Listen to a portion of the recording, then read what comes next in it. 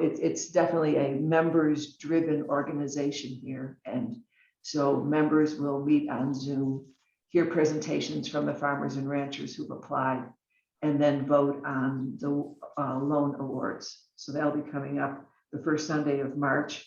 We have loaned out $20,000 to date in the 2 years that Soil San Cristo has been in existence. And we are looking forward to supporting other farmers and ranchers through no interest loans. So at this point, I'd like to introduce George Sibley, who is our guest this evening. And there are many topics I know he's going to bring up to discuss. If you have any questions, feel free to put them in the chat, and I have someone here helping me watch the chat box, and we'll get started. George, thank you so much for being here tonight. Thank you, PJ. And I bring greetings from the Gunnison country across the Continental Divide. There's also a divide that gives us what we have in common on both sides of it. We're all inhabitants of the headwaters of the American Southwest and Lower Midwest.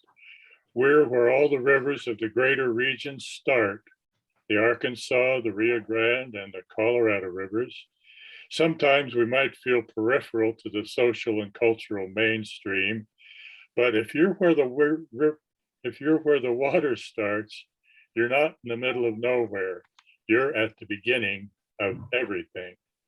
Remember that, because nobody anywhere else will. I feel a need to try to justify my presence here with Soil Sangre de Cristo tonight and anyone else who has zoomed in. It's always been a motto of mine to never pass up a chance to participate in something where you might learn something. But I didn't realize how humbling it would be to tap into the substance and origin of the soil organization, 27 local groups around the country with almost 80 million invested in local food and farming businesses. The Soil Sangre de Cristo group is just getting started. But more impressive from my perspective is the level of thinking, the emerging philosophy, if you will, of this organization, mostly the work of Soil's founder, Woody Tush. I'm deeply immersed at this point in his inquiries into the nature of slow money. I'm not to the point where I can say anything particularly intelligent about it, but I will say, as one who has never paid a lot of attention to the speed of money and its implications, that I have never encountered such a perceptive analysis of the dismal science of economics. To that humbling awareness of how far behind the soil system I am, I also need to note a little embarrassment about something that was said about me in publicizing the event. I was called an expert on sustainability.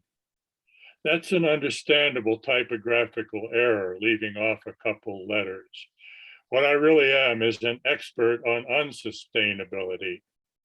I'm a lifelong practitioner of unsustainability. For the first third of my life, I wasn't even really aware of the extent to which I was practicing unsustainability. I was just doing the things that everybody around me did and assuming it was just the way things had always been and would always be. Human nature, not highly developed cultural irresponsibility. I was in my late 20s when the first Earth Day began to wake me up. Life since in a growing tension between my deeply ingrained practices and habits of unsustainability and my gradually unfolding understanding that we all need to make our lives more sustainable. Now we can honestly say we need to do this if honest human life on the planet is going to continue at this point, at least as we know it. My partner and I are taking a fairly big step for us this year with a rooftop solar installation done by a Salida installer, actually. My partner is a longtime gardener, and she is bringing me, a seasoned hunter-gatherer in the local supermarkets, into the agricultural phase of human evolution. We've been learning how not just how to grow vegetables, but how to get the soil to where the vegetables want to grow in it. I'll never be a master gardener myself. I just do the heavy lifting and a lot of the shovel work. But between us, we've got rutabagas down cold, and she's found a kind of tomato bred in Siberia that grows just fine in Gunnison. But for the most part, I can say only that I continue to practice more unsustainability than sustainability, despite the certain knowledge that the plant can't take a whole lot more of that behavior. So I come here tonight as much a mendicant, hoping to learn something from Soil Sangre de Cristo and the rest of you as someone with lessons to deliver. Mostly, I want to relay a challenge to you from one no longer with us and tell a couple stories related to that challenge.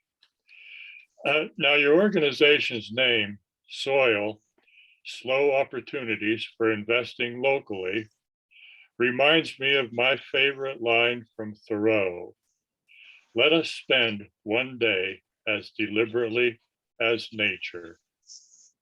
It comes towards the end of his soliloquy on where I lived and what I lived for, and is the beginning of a great long paragraph that I think is Thoreau at his exhortatory best. It's always worth revisiting, especially what I want to call his sentimental journey. So I'm going to read you just a piece from Thoreau here, a short piece. From Let us spend one day as deliberately as nature.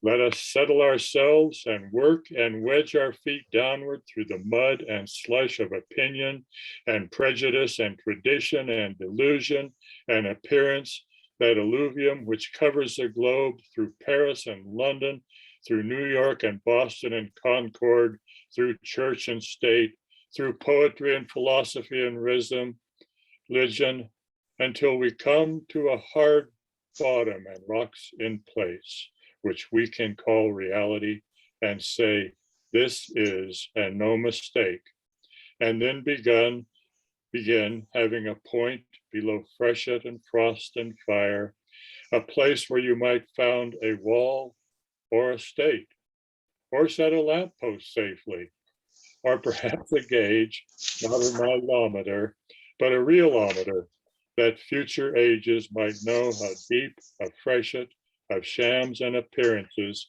had gathered from time to time. That's Henry. But now back to his, let us spend one day as deliberately as nature. Deliberately means consciously and intentionally, carefully considered. No rush, take your time, go slow, get it right on Henry's realometer. I will tell you briefly of one day that I think was spent as deliberately as nature, when nature is being deliberate. This day was spent with field officers from the U.S. Bureau of Land Management, Colorado's Division of Parks and Wildlife, and the Upper Gunnison River Water Conservancy. We were working our way up a gully slashed through a dry field of sagebrush and sparse desert grasses.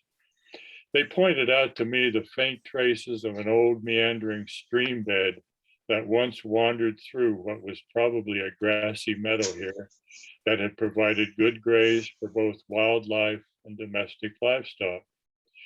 It had also been a good rearing habitat for the broods of Gunnison sage grouse, a bird now listed as threatened under the Endangered Species Act, a fact that made spending this kind of expensive time with federal employees in a gullied field justifiable. We as a society generally pay no attention to our direct or indirect impact on a species and its habitat until its very existence is threatened, and it's spare no expense to save it, right? The gully itself was evidence that nature is not always deliberate in the sense of intentional and carefully considered, or we should hope, I guess, that that's not intentional and carefully considered. It might have probably began as a result of a single summer gully washer, a storm dropping an inch of water in an hour over a couple of three small high altitude watersheds, on land dried out as the result of a summer drier than usual. A tempestuous and undeliberated event that undid in an afternoon eons of deliberate habitat development. The gully is now as much as 6 feet deep, and it has lowered the water table in the former wet meadow by that much, well below the level for grass roots. The stream, now intermittent, flowing only in the spring and early summer when the snow in the hills above is melting, is essentially separated from the land. It's a wet meadow that became a dry meadow. Foot by deliberate foot, we made our way up that gully, with the field men discussing the location and nature of small structures that would begin to make the spring and early summer flow of snowmelt water in the gully work to collect sediment and break down the vertical gully walls. I don't want to get into the science of it now, but it's an incremental process of restoration. It takes far longer to heal a gully than it does to create one. We could, I realized that day, spend a century just there in that one gully, working as deliberately as nature works at its deliberate best. And in that century, we could probably expect another undeliberated 100-year storm event that would undo a couple decades of work. A day, Henry, when one stops to contemplate just the number of gullied and dried out meadows that need restored, the mind kind of boggles. And we need to do a lot of that, not just to save our mine canary, the Gunnison grouse, but because of the headwaters of the most stressed river in the country, the Colorado River, 400 or 500 acre feet of dried out earth sponge per gully recharged with groundwater is an increasingly important consideration. A major threat from a warming climate is the fact that all surface water is made vulnerable to a changing balance between water vapor, which is how most of our water moves around the planet, and the liquid fresh water all land-based life needs. Of the 170 million acre feet of precipitation that falls on the Colorado River Basin, 90% of it has historically gone back into the atmosphere as vapor. This is the result of a study that the Western Water Assessment has done about the Colorado River Basin. Only 10% of that 170 million acre feet ultimately makes it into the river as the surface water that 40 million people drink and eat from. And current studies indicate that for every increase of 1 degree Fahrenheit, an additional 4 to 6% of that surface water is vaporized from the system. With more than 400 parts per million carbon dioxide in the atmosphere, surface water is too vulnerable. There are very good arguments to be made for getting as much water stored in the ground as is possible for more gradual release into the vulnerable streams. So let us spend not just a day, but our lives as deliberately as nature, when nature is being deliberate anyway, and maybe forgive ourselves when we slip like nature and dump our equivalent of a cloudburst somewhere. This was the message of another great writer about nature and conservation, Ed Marston, who for several decades published and edited the High Country News. Back in 1988, Marston wrote an anchor essay for a special issue on the reopening of the Western frontier, in which he posed the question, Can the West develop new rural activities to sustain traditional communities? He was trying to look beyond the urbanizing and reindustrializing West that he was all too aware of being part of himself as a retired physics professor from New York City. It's the gentrified West of lone eagles, retirees, part-time residents with lives elsewhere, and all those engaged in the industries and commodities associated with tourism and recreation, from t-shirts to trophy homes. Wasn't there a truly new West, he wondered, that the people coming here actually looking for something different, young and old, could engage in? People like me. I came to the mountains 50 some years ago, believing I was retreating from the imperial civilization to something else. And for a while, I could believe I'd found it in a hard scrabble mountain town that was kind of between occupations by industries. I, of course, needed a job to survive there, so I went to work for the emerging ski industry. Had I failed to find work on the ski mountain, I might have found a job inside another local mountain with the declining mining industry. Marston thought there was another, less industrialized answer to his question about new rural activities to sustain traditional communities. And remember, he was writing this 30 some years ago. One answer, perhaps the only answer, is reclamation. Deroading forests, dealing with ubiquitous mining waste, recovering overgrazed land, repairing or dismantling dams, pushing out weeds, restoring damaged streams, detoxifying wildlife refuges, and introducing wildlife habitat and wildlife. Were he still alive today, he would undoubtedly add to that list, getting the carbon cycle under control. A realistic idealist, Marston immediately acknowledged that the first question always asked was, how will it be paid for? How can a region unable to build a stable life when it was high grading mineral deposits and old growth forests afford to repair damage caused by extraction of a century's worth of wealth? Well, the question is backward, he said. The real question is, how can the West not afford restoration?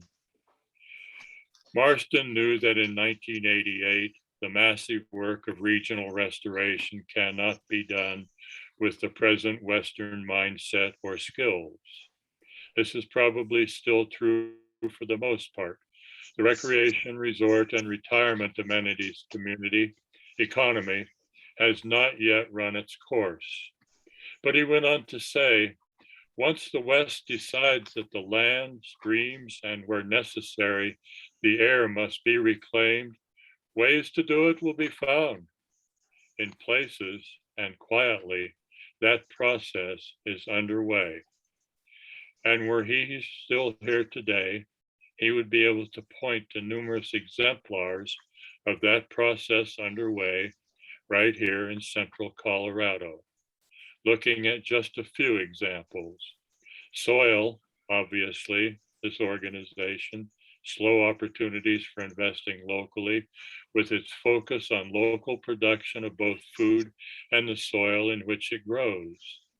I don't need to tell most of you how soil works, but for those of you not with Soil Sangre de Cristo, they make zero interest loans to farmers and others in the local food production system from a revolving fund created by local citizen investors of slow money. Practically every valley has a program for getting agricultural land under conservation easements.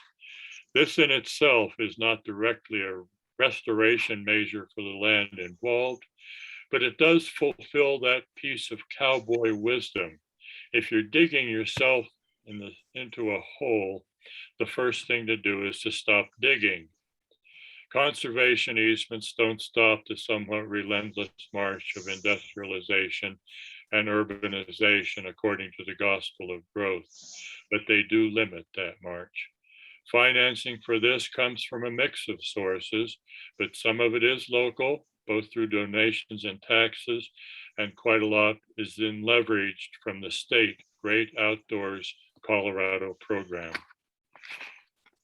Chaffee County people have taxed themselves and visitors to the county to work on a long-term envisioned Chaffee County plan with the tax revenues and other found monies distributed through Chaffee Common Ground, which has distributed nearly 5 million in grants to 26 local groups and partnerships, including soil, with priorities for work on the resilience and restoration of forested land and working agricultural lands. I'm watching this with hopes. I'm keeping an eye on this Envision Chaffee County thing with hopes Gunnison County might do something similar someday. The Wet Meadows Project I mentioned earlier in Upper Gunnison watersheds has restored 140 acres of wet meadow along some 30 miles of stream. This project was funded for the first 5 years by the Nature Conservancy, with additional funds from federal and state land management agencies and the Natural Resources Conservation Service working with private landowners. When the Nature Conservancy bowed out, as they'd planned from the start, the Upper Gunnison River Water Conservancy took on the support for project staff, paying for a director, coordinator, doing that with local tax funds. The project has also received significant grant funds from the National Fish and Wildlife Foundation. A Gunnison National Forest hydrologist who is a beaver believer obtained a large grant from the National Forest Foundation to install beaver dam analogs in a watershed stream, simple structures that back up water the way beavers do, in hopes of attracting beavers back into the watershed to finish and maintain the structures. Beavers are affordable employees. They work for food. So as Marston believed, once the people of the West decide to begin the reclamation, ways to do it will be found.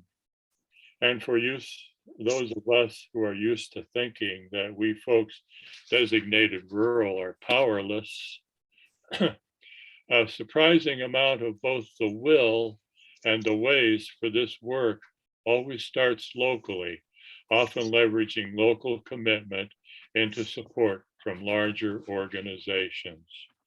It'll be interesting to see if some of the trillion infrastructure dollars working their way down to the ground can be diverted into undoing some of the damage of the past and making our valleys more resilient for an ominously uncertain future. But there is, as Woody Tush makes clear in his work, the Soil Founder, a hit and miss quality to most of this funding currently available for this work of correcting old errors, restoring functionality to systems we've inadvertently made dysfunctional. This is not just a busheling of one-time projects. We will never be able to say, there, the West is finally restored. Now we can go back to taking it for granted. Everything we do to sustain or improve the quality of our life on the planet, or even just the sustainability of our lives right here, everything we do from here on out will have to be monitored, fiddled with, sometimes repaired, and sometimes just redone.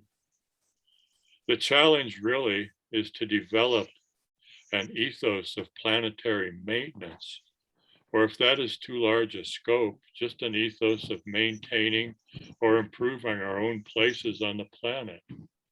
Developing a cultural sense of responsibility like Henry's for where we live and what we live for.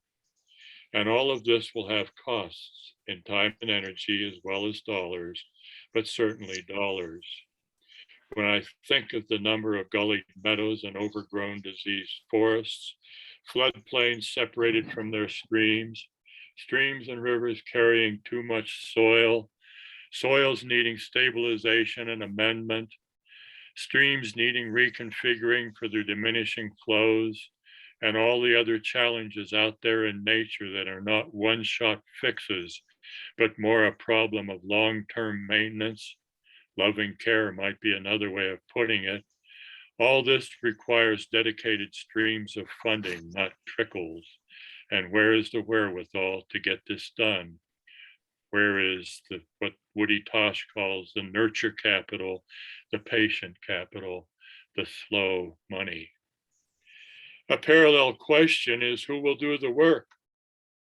Most of the restorative projects mentioned earlier have relied heavily on volunteer labor. But again, there are a lot of gullies out there draining the sponge of the land, millions of acres of forest needing thinning for the lean, mean times coming water-wise, etc., etc. Some of the restoration work can be done with our incredible machines, but not without further contributions to the atmospheric problem. And some of the projects are simply better done by lots of hands than a few machines, especially in fragile landscapes where machines bring their own kind of destruction. Where do those hands come from? Another question, then, not as digressive as it will sound. Should any human being on Earth have a license to grow up taking the earth and its bounty for granted, as many of us basically have? This is something that actually began to change between my generation and my offspring's generation. I was in my 20s before I ever really became aware of the concept of the environment, of ecology. Conservation was just not in the general consciousness of the 50s. Only some grumps on the fringe were muttering about such things. But when I was a parent volunteer in my daughter's 4th grade class, not that many years after, I was discussing stories in their weekly reader about environmental issues. Our offspring now are learning throughout their formal education to at least be conscious of our planet and the stress we place on its limited resources. They all learn early on to turn off the water off while you're brushing your teeth. But is this enough? Would it be asking too much to suggest that no human should grow up on Earth without tithing a piece of their life to the earth and its maintenance? Should a summer in the field, a hands-on out in the field ecology class combined with actual restoration work be required for high school graduation? Building small rock and log structures to heal gullies, getting their feet wet putting BDAs, at Beaver Dam analogs, in streams, or doing the non-commercial thinning in forests with 100 bow saws rather than a dozen chainsaws. A colleague at Western State College years ago suggested that America needed a national service program, that every young person after graduating from high school should do 2 years of national service in the armed forces, if that's your cup of tea, but also the opportunity to do service in, say, a social forces that puts a couple of aides in every overcrowded classroom, in every preschool, elementary school, middle and high school, and senior care center. Or my colleague's idea, a natural force. My colleague called it a natural guard that takes responsibility for the heavy lifting involved in the maintenance of the planet, which I would prefer we think of as its loving care. American philosopher William James made the same suggestion early in the 20th century, and it was ignored then too. Looking around at the angry, divided society we have today, I would say it is not yet an idea whose time has come, at least not at the national level. But is this an idea we could start playing around with in our schools in places like these central Colorado communities that all have too many overeducated and underemployed people like me? Many of us will never have much financial capital, fast money or slow, to invest in the future of the planet, but we could all invest some of our human capital in that. And that's about enough from me. I'll close with something Soil's founder, Woody Tosh, said on the website's short video about soil. This isn't just about money. It isn't just about food. It's about rebuilding community, fixing the economy from the ground up. As the examples I've referred to suggest, most of the impetus and some of the wherewithal for that work is actually starting down on the ground here, where we live close to the challenges. Thank you for putting up with me. George, thank you for giving us this opportunity to think about all the different points you've brought up. And I would like to open this now for questions. I don't see anything in the chat, but if people just want to start, I can't see everyone here with what I've got, but if you just want to step in and speak up and ask George some questions or bring in your own thoughts, please. Daniel, I see your hand is raised, Daniel. Why don't you get started? Or Danielson, I think that's your last name, sorry. Yeah, I'm sorry. I was simply trying to applaud. Oh. I didn't mean to ask a question. Maybe I'll think of one and ask one later, but right now I don't have one. Okay, well, thank Hi, you. Luke. All right. Who else would like to step in and speak with George or discuss one of his points with him? If nobody has a question, I have one. Oh, good. Okay, why don't you start then, George? Okay, that's actually a question for soil members. In evaluating grant requests,